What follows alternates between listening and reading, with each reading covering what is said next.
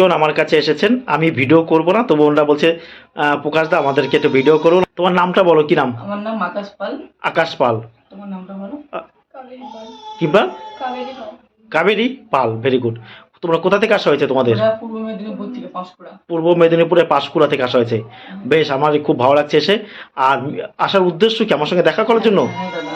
এত ভালো লাগে যে আমার সঙ্গে দেখা করার জন্য পূর্ব মেদিনীপুর থেকে আসা হয়েছে। ভিডিও কতদিন ধরে দেখছো আমার?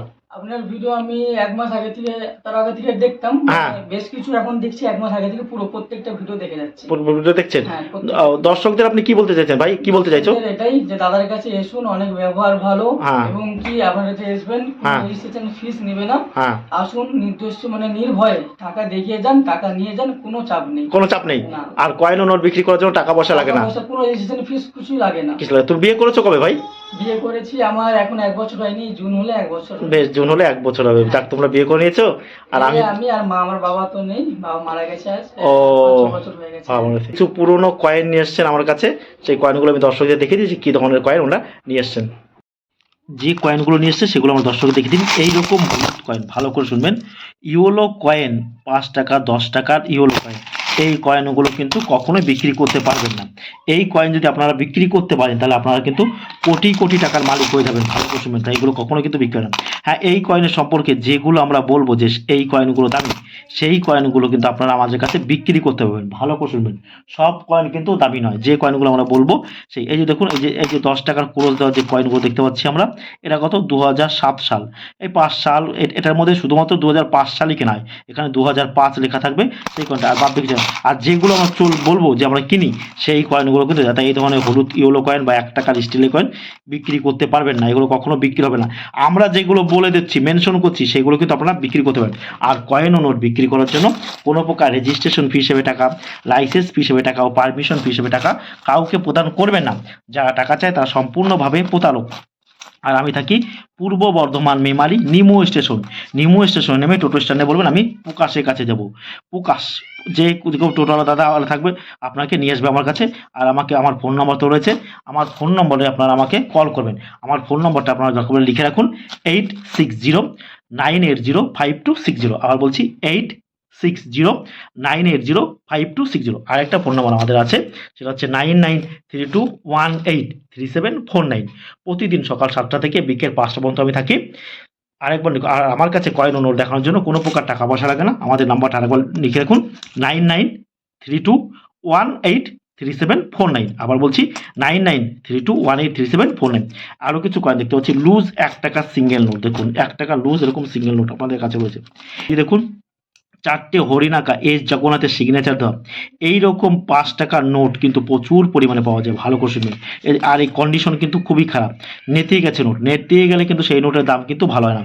সিগনেচার করা এই ধরনের নোট কিন্তু প্রচুর পরিমাণে হয়। এস জগন্নাথন ছিল ভারতের রিজার্ভ ব্যাংকের কিন্তু গভর্নর। এ দেখুন 4টে হরিণ, এর কন্ডিশনটা কিন্তু খুব সুন্দর। দেখুন এই ধরনের নোট যদি থাকে আপনাদের কাছে, এরকম কন্ডিশন হলে কিন্তু আপনারা আমাদের কাছে বিক্রি করতে পারবেন।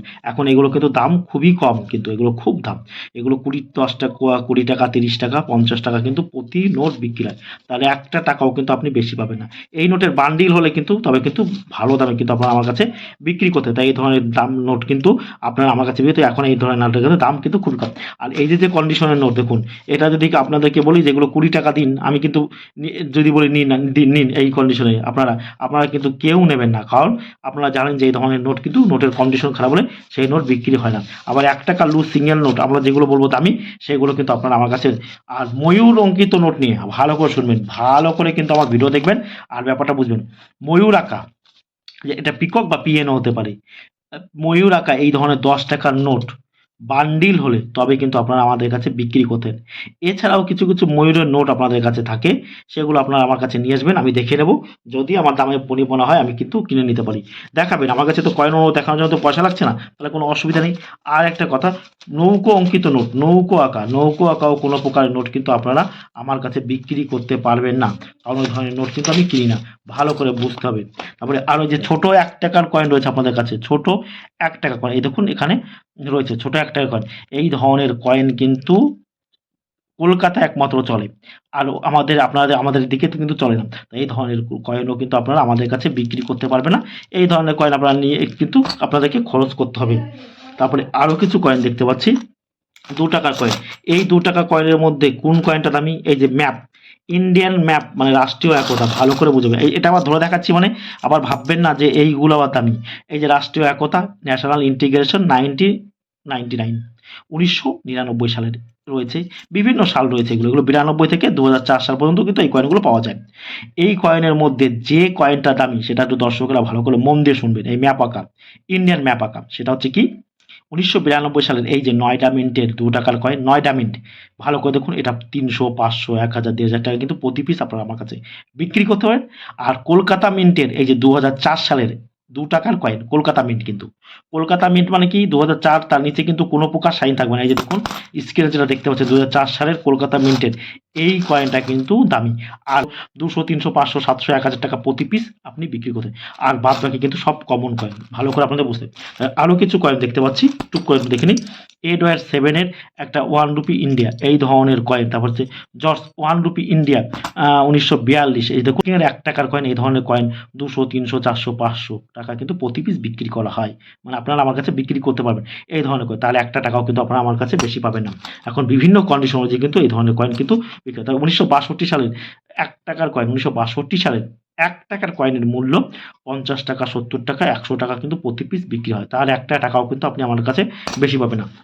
1950 সালের 1 টাকার কয়েন, অনেকে বলছিলেন যে 1950 সালের কয়েন ভিডিওতে দেখাচ্ছে যেগুলো 1 লাখ টাকা, 1.5 লাখ টাকা দাম, একেবারে মিথ্যা কথা। এইগুলো 80 টাকা, 100 টাকা, 120 টাকা, 130 টাকা, 150 টাকা, 70 টাকা, 200 টাকা প্রতি পিস কিন্তু বিক্রি করা হয়, প্রতি পিস। তার একটা, এগুলো কিন্তু নিকেলের কয়েন, ভালো করে শুনতে হবে।